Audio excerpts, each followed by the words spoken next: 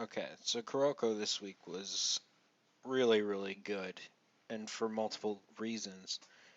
Reason number one, Izuki. Izuki is somebody who's often overlooked up until this point, and the fact that he was able to shine even against Kasumatsu, who is easily one of the best non Generation of Miracle players, aside from all the uncrowned kings. But I think even Kasumatsu is like uncrowned king level at this point. And so for Izuki to shine against him was pretty sick. Number two, Furihata, another one who is very, very overlooked, even more so than Izuki, obviously, because he's a first year and he doesn't even play. But he actually finally gets on the court and he's able to do some worthwhile things that end up becoming a comeback factor for Seirin. He slows down the pace of the game and forces them to actually, regroup, which allows Hyuga to hit the first three, which allows them to go on a run. And there's some worthwhile backstory that really adds to the development of the first years, aside from Kuroko and Kagami.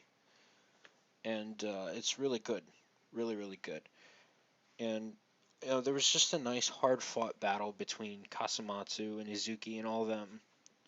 And some cool stuff from Kiyoshi. Kiyoshi's awesome. I love him. And then, finally at the end, we start to get some Kisei versus Kagami, the main event, which is fine. But what I really liked about this episode was the major focus on people other than the Miracles. And you know, don't get me wrong, I freaking love the Generation of Miracles. I think the concept is incredible. It's one of the things that honestly makes me like Kuroko no Basket better than Slam Dunk. Uh, my favorite character is Almine, and then probably Midorima and Kuroko. So don't get me wrong, I love that concept and everything about it, but it's a very nice change of pace to see the not not Generation of Miracles fight it out and really have a nice basketball battle, I guess you could say. It was very enjoyable to watch. Of course, some great music as well. Soundtrack is always on point. I like how they played Almine's theme at one point.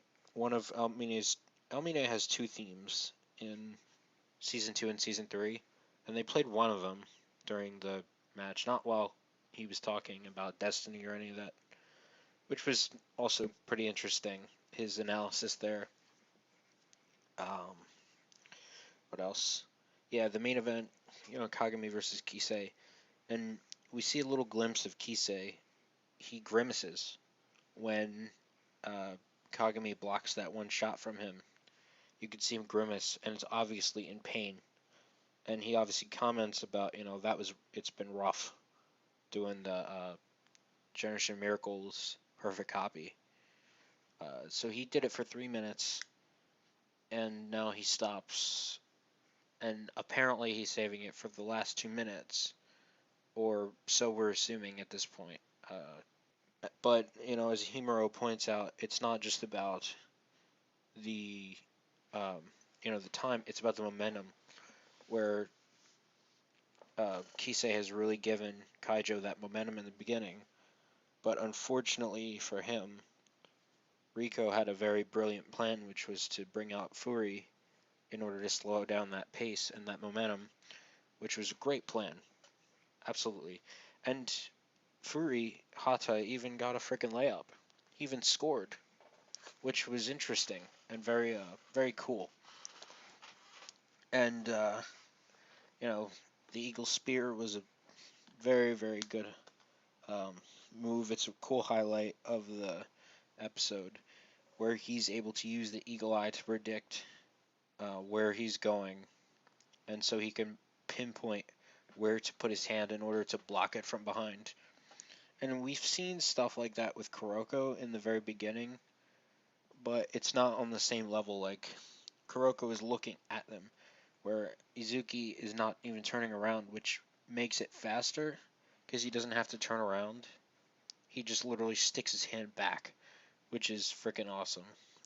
And so Izuki gets major props, and so does Furihata. I mean, obviously Kuroko did some work, Kiyoshi did work, and I'll give credit to Kagami. He did his thing. Kisei has done his thing, even though he's injured, obviously. So yeah, this was a great episode, and yeah, next episode looks interesting. Obviously, I know what happens, but I say this like every week.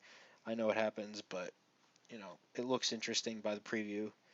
So if you're an anime only watcher, stay tuned because it does get quite interesting. Honestly, this is probably one of the better games of the entire Winter Cup. I don't know if it's the best, but it's what I would say it's arguably the best game of the Winter Cup for many reasons, but we'll I'll get there. So yeah, it was a great chapter, great chapter, great episode. I keep doing that too, and we'll see you guys next week.